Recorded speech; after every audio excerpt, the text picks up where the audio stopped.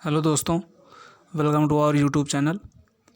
दोस्तों, एजीटीए और cane supervisor की वैकेंसी को लेके बच्चों में बहुत भ्रम है। सबसे पहला तो ये लोगों को टेंशन खाई जा रही है कि वैकेंसी कब आएगी।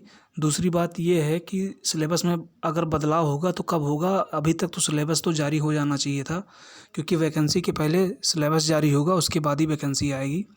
तो सिलेबस को लेके भी लोग काफ़ी दिक्कत में हैं। उस हिसाब से उनकी प्रिपरेशन नहीं हो पा रही है जिस तरह से वो चाह रहे हैं, क्योंकि उनको समझ नहीं आ रहा है कि हो सकता है अभी सिलेबस चेंज कर दें। तो उसके बारे में भी आगे बात करेंगे। तीसरा ये है कि अभी आपने देखा था कि 3-4 जनवरी को कृषि छात्रों ने जो कृषि छात्र संघ है, उसके कुछ नेता लोग थे और विद्यार्थी भी थे। तो वो लोग गए थे। तो 3-4 जनवरी को जो है लखनऊ में प्रदर्शन हुआ था। प्रदर्शन मीन्स कि सबसे पहले 3 तारीख को तो जो है कृषि विभाग के डायरेक्टर से मिला गया और 4 तारीख को सचिव से मिला गया।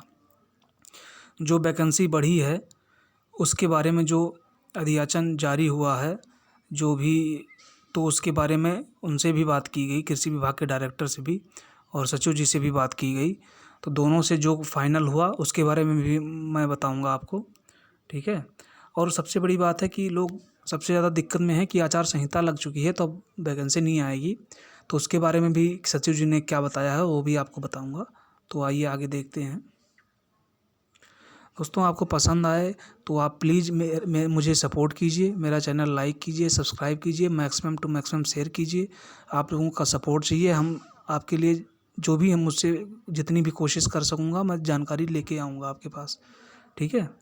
तो आइए देखते हैं वैकेंसी कब आएगी। तो दोस्तों, बता दूं कि 3 तारीख को जब सबसे पहले हम लोग कृषि विभाग के डायरेक्टर के पास गए तो उन्होंने यही बताया था कि जो है वैकेंसी आपकी जो बढ़ाने की प्रक्रिया है तो वो यहाँ से भेज दी गई है।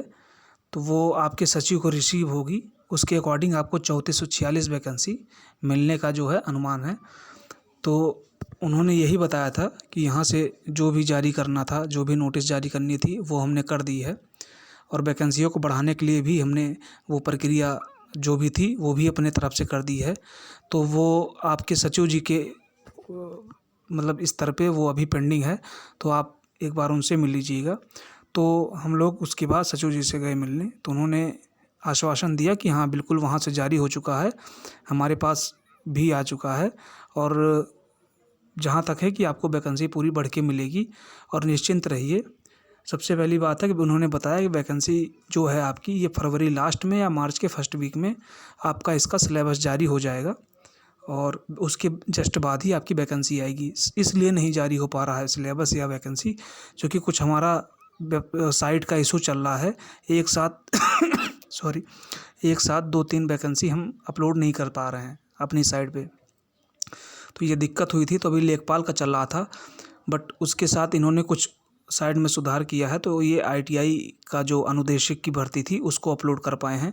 उसको अपलोड करने का रीज़न ये था कि उसमें कम वैकेंसी थी, तो उसमें कम बच्चे फॉर्म भरेंगे, इसलिए साइट पे भीड़ कम होगी।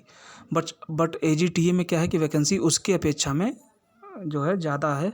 तो इनका कहना था कि उसमें हम बच्चों को भी बुलाएंगे, मतलब भर के, तो एक संख्या रहेगी बच्चों की, इसलिए उसको अलग से हमें डालना पड़ेगा। तो जब लेखपाल की भर्ती का जो है फॉर्म आवेदन जब क्लोजिंग टाइम पे होगा उसी टाइम पे हम उसको निकालेंगे, क्योंकि लेखपाल की भी भीड़ है उस पे साइट पे, आईटीआई अनुदेशक वालों की भी थी और एक साथ इसकी भी नहीं कर सकते हैं।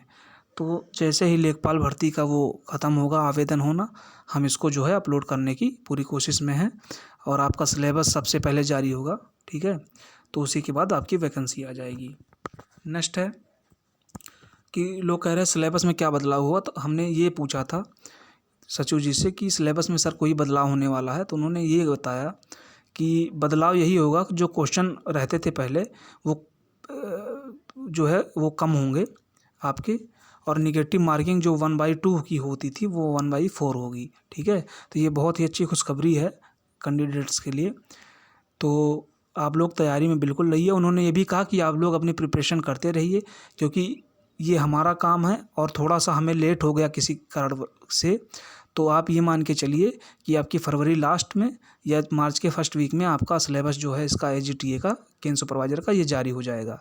तो आप बिल्कुल निश्चिंत रहिए, वैकेंसी आनी है, ठीक है। और सिलेबस में आपके यही बदलाव होना है कि क्वेश्चन की संख्या कम हो जाएगी, क्योंकि ये मेंस का पेपर है।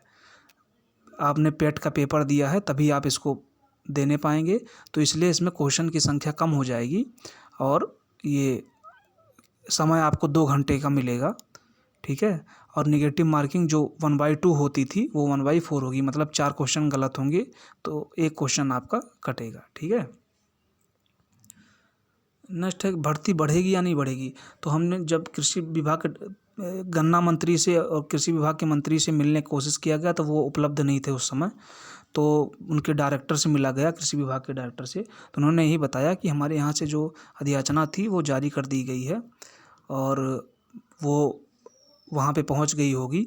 तो हम लोगों ने सचिव साहब से भी बात किया तो उन्होंने कहा हाँ ऐसा मुझे मेरे उसमें है, तो ये वैकेंसी बढ़ने की पूरी संभावना है।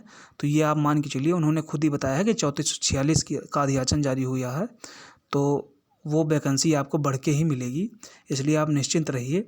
इन्होंने बढ़ाया है, दोनों में पोस्टें बढ़ाई हैं, AGTA में भी, केन सुपरवाइज़र में भी। तो सचिव जी ने बस यही बताया है कि आप लोग तैयारी में लगे रहिए, क्योंकि बिल्कुल टाइम नहीं मिलेगा। बस हाँ ये हो सकता चुनाव के बाद ही आपका पेपर होगा, बट वैकेंसी आ जाएगी, उन्होंने बताया है। और सबसे बड़ी बात है आचार संहिता का क्या प्रभाव पड़ेगा।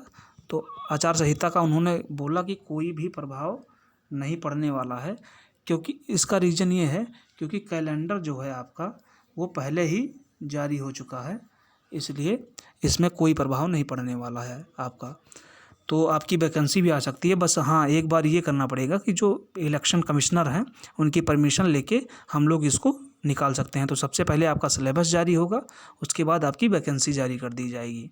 तो आप लोग निश्चिंत रहिए, इस पे आचार संहिता का कोई प्रभाव नहीं पड़ने वाला है, क्योंकि इसका कैलेंडर ऑलरेडी पहले ही जारी हो चुका है।